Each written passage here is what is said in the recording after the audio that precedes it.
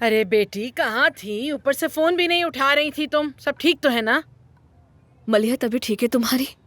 अब बेहतर हूँ आपा। जब अपनी माँ का कहना नहीं मानोगी, बिना इत्तला किए सब कुछ करोगी, तो इसी तरह परेशानियां होंगी ना तुम्हें। अम्मी वो पहले ही बहुत डरी हुई है और आप उसे मजीद डांट रही हैं। आपा क्या हुआ? क्या अदनान भाई ने अब्बास को ढूंढ लिया? ढूंढ लिया?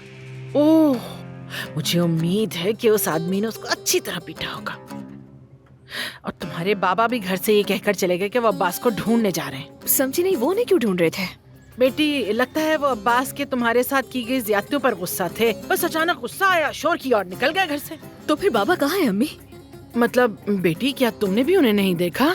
वो घर तो नहीं आए?